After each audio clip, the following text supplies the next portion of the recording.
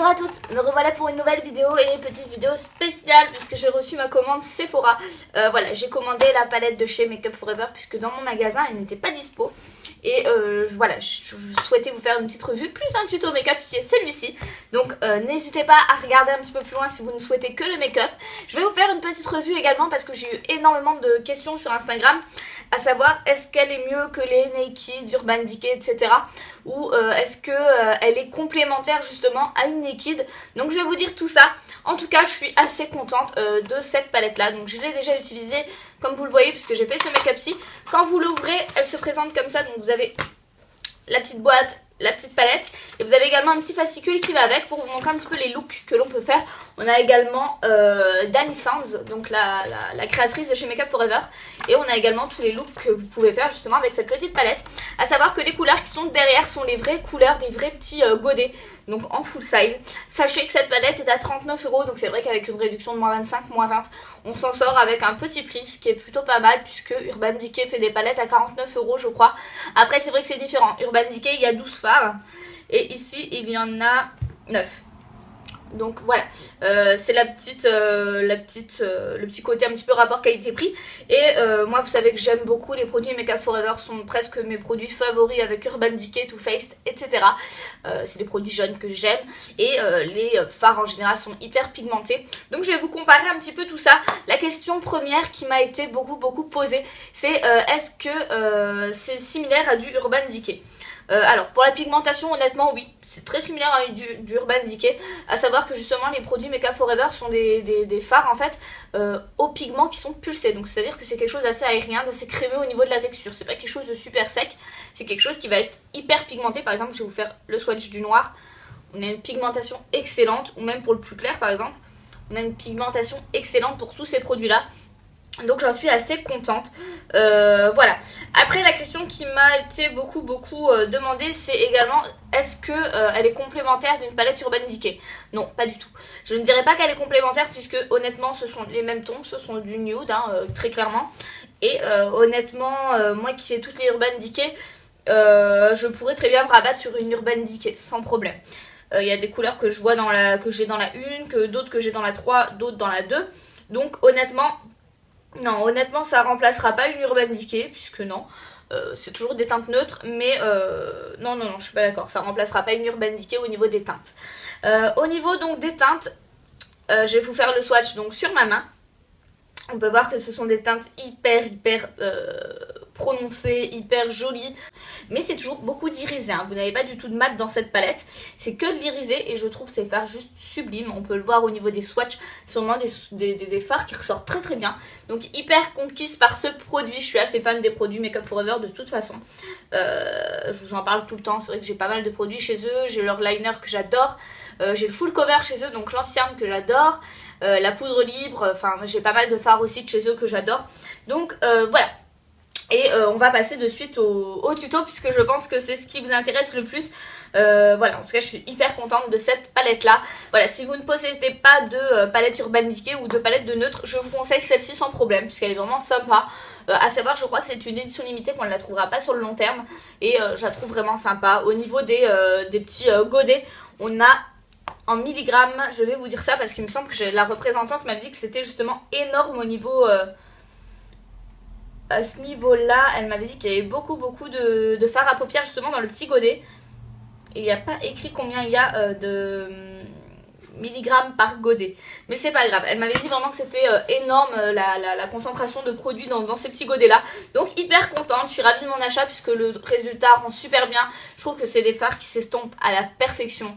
On a tout de suite un résultat très pro, très marqué, très prononcé, très intense. Et du très pigmenté, et c'est tout ce que j'aime, c'est tout ce que je demande à une palette en général, c'est tout ce que je demande à mes fards. Donc hyper contente, en tout cas je vous fais de gros bisous, n'hésitez pas à reproduire ce tuto là et à m'identifier dessus sur Instagram, ça me fait vraiment plaisir de regarder vos petits tutos à vous. En tout cas je vous fais de gros bisous et je vous laisse regarder la suite. Je commence par prendre tout d'abord ma base de chez Urban Decay, donc celle-ci c'est la Primer Potion.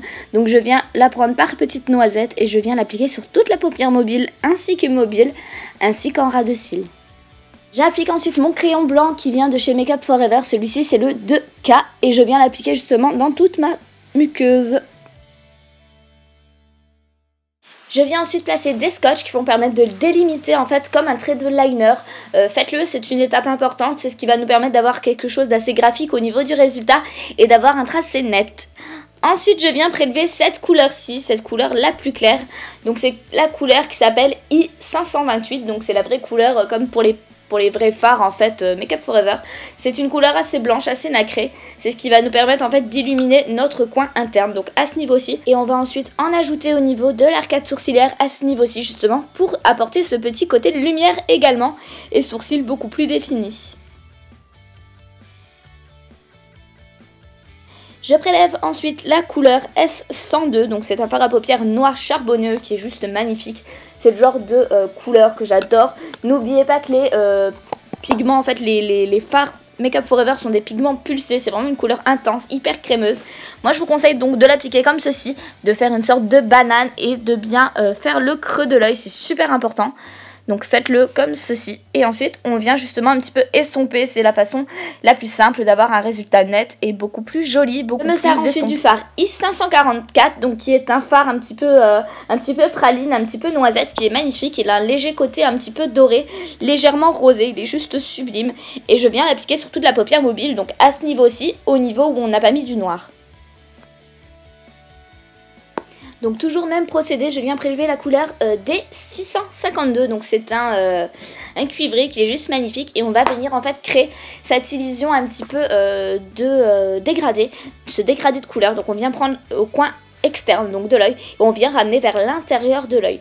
On vient essayer de créer ce dégradé un petit peu plus intense. N'hésitez pas à mettre de la matière, c'est comme ça que vous obtiendrez ce côté bien dégradé et ce côté bien intense. Comme je le dis à chaque fois, on vient estomper toutes les matières entre elles avec un pinceau estompeur. Donc c'est un pinceau très dense, un petit peu en forme de boule. Et on vient faire ce mouvement un petit peu circulaire pour fondre toutes les matières entre elles. Je vous l'ai déjà dit 100 000 fois, mais je le répète, un maquillage qui est joli, un maquillage qui est frais. C'est un maquillage qui est flouté, qui est vraiment bien estompé. Donc n'hésitez pas à y aller et s'il le faut, rajoutez un petit peu de matière. On retire ensuite les scotch et on va s'attaquer justement à la partie du bas, donc au ras de cils inférieur.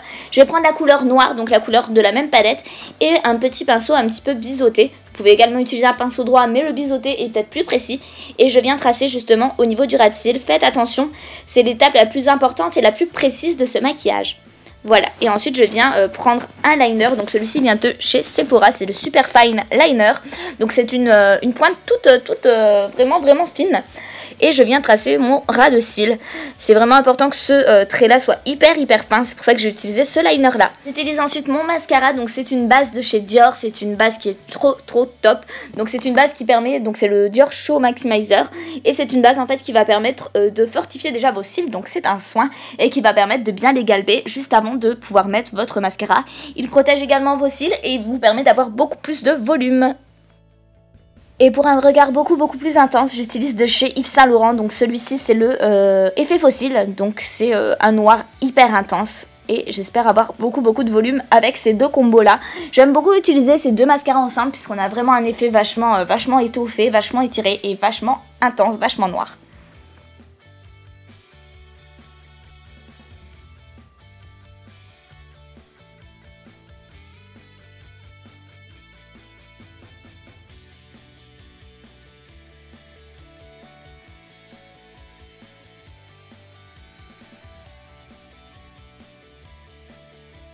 Je viens ensuite appliquer mon rouge à lèvres, celui-ci vient de chez Urban Decay, donc c'est dans la gamme Cheer et le nom c'est Lady Flawler. Donc c'est un rose bébé juste magnifique, il est vraiment à tomber ce rose là. Je l'aime beaucoup cet automne, c'est vrai que c'est une tenue très légère et voilà le résultat. N'hésitez pas à liker la vidéo, je vous fais de gros bisous.